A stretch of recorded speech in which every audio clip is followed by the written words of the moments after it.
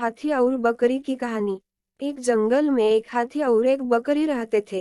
दोनों बहुत पक्के दोस्त थे। दोनों साथ में मिलकर हर दिन खाने की तलाश करते और साथ में ही खाते थे। एक दिन दोनों खाने की तलाश में अपने जंगल से बहुत दूर निकल गए।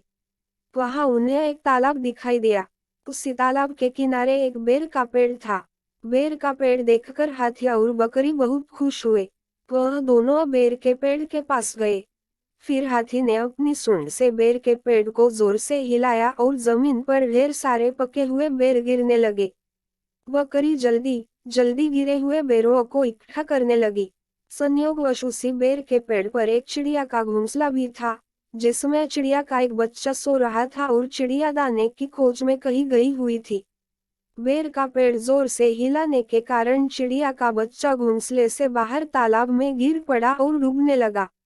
चिड़िया के बच्चे को डूबता हुआ देखकर उसे बचाने के लिए बकरी तालाब में कूद गई, लेकिन बकरी को तैरना नहीं आता था।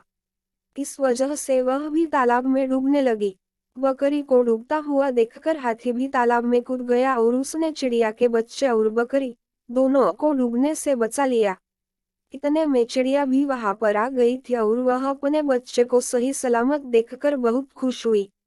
उसने हाथी और बकरी को इसी तालाब और बेर के पेड़ के पास रहने के लिए कहा। तब से हाथी और बकरी भी चिड़िया के साथ उस बेर के पेड़ के नीचे रहने लगे। कुछ ही दिनों में चिड़िया का बच्चा बड़ा हो गया।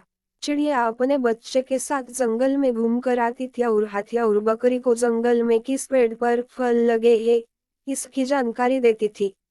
इस तरह हाथी, बकरी और चिड़िया मजे में रहते और खाते पीते थे। कहानी से सीख, हमें किसी का बुरा नहीं करना चाहिए। अगर हमारी गलती से किसी को परेशानी होती है तो उस गलती को सुधारना चाहिए और मन मुटाव दूर करते हुए एक दूसरे की मदद करनी चाहिए।